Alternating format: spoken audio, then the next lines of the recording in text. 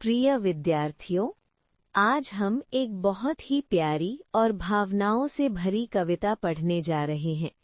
ये कविता हमें सोने चांदी के गहनों के बारे में नहीं, बल्कि सच्चे गहनों के बारे में सोचने पर मजबूर करती है। इसमें माँ और बेटी के बीच का सरल, मासूम और स्नेह भरा संवाद है। इस कविता के माध्यम से कवि हमें ये समझाना चाहते हैं कि असली सुंदरता आभूषणों में नहीं, बल्कि प्रेम, बचपन और रिश्तों में होती है। तो चलिए अब इस कविता को ध्यान से पढ़ते हैं और इसका भाव समझते हैं। गहने। कवि परिचय। कुप्पल्ली वेंकटप्पा पुट्टप्पा, जिन्हें साहित्य जगत में कुवेंपु के नाम से जाना जाता है, कन्नड़ भाषा के एक महान कवि, लेखक और विचारक थे। उनका जन्म 29 दिसंबर 1904 को कर्नाटक के शिवमोग्गा जिले के कुप्पल्ली गांव में हुआ था। बचपन से ही उन्हें प्रकृति, साहित्य और जीवन मूल्यों के प्रति गहरी रुचि थी, जिसका प्रभाव उनके साहित्य में स्पष्ट रूप से दिखाई देता है। कुवेंपु आधुनिक कन्नड़ साहित्य के प्रमुख स्तंभ माने जाते हैं। उनकी रचनाओं में मानवतावाद, समानता और विश्व बंधुत्व की भावना प्रमुख रूप से दिखाई देती है। उन्होंने विश्व मानव की अवधारणा दी, जिसका अर्थ है कि संपूर्ण मानव जाति एक है और सभी मनुष्यों में समानता होनी चाहिए। उनकी भाषा सरल, भावपूर्ण और विचारोत्तेजक है, जो पाठकों के मन को गहराई से छूती है। उनकी सबसे प्रसिद्ध कृति है श्री रामायण दर्शनम, जिसे कन्नड़ साहित्य का एक महान महाकाव्य माना जाता है।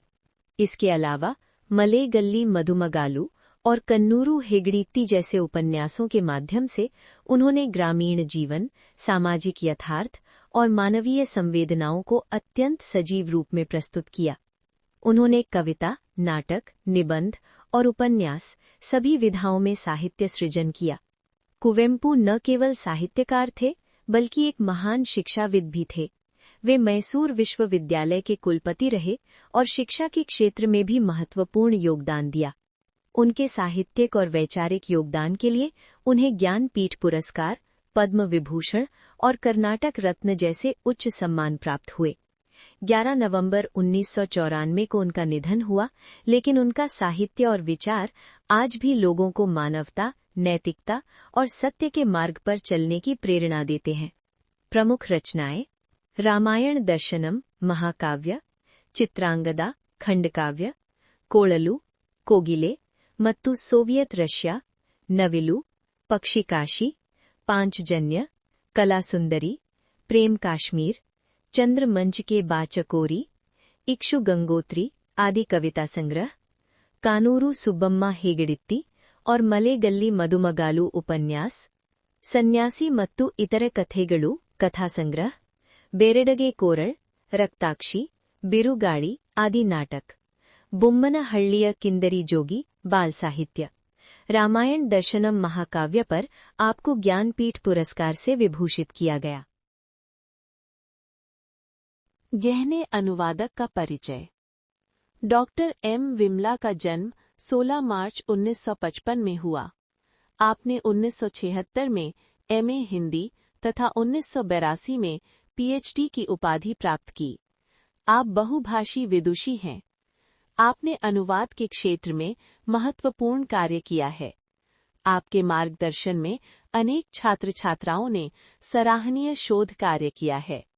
आप हिंदी सेवी सम्मान, लाल बहादुर शास्त्री अनुसंधान पुरस्कार, रंग सम्मान, महात्मा गांधी पुरस्कार आदि से सम्मानित हैं। आप संप्रति बेंगलुरु विश्वविद्यालय में हिंदी विभाग के अध्यक्ष पद पर कार्यरत हैं। प्रस्तुत कविता कुवेंपु जी की कन्नड़ कविता ओडवेगळु का हिंदी अनुवाद है, जो नन्ना मने कवितान संकलन से लिया गया है। गहने कविता का आशय ये है कि कविता में माँ और बेटी के बीच बातचीत दिखाई गई है। माँ चाहती है कि बेटी गहने पहने, क्योंकि गहने सुंदरता और परंपरा का प्रतीक होते हैं, लेकिन बेटी गहने पहनने से मना कर देती है।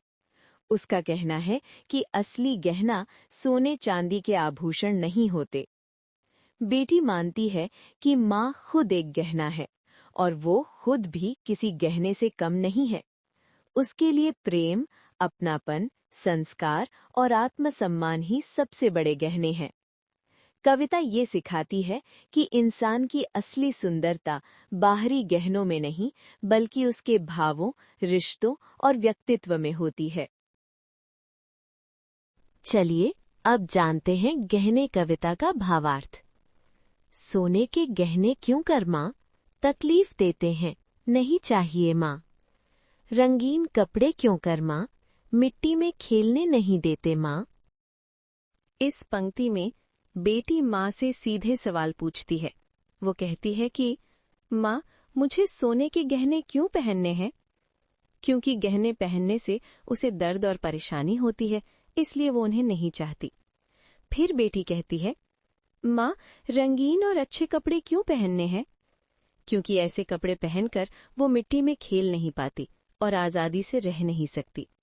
इन पंक्तियों से ये पता चलता है कि बेटी को सजावट नहीं, बल्कि आजादी और सादगी पसंद है।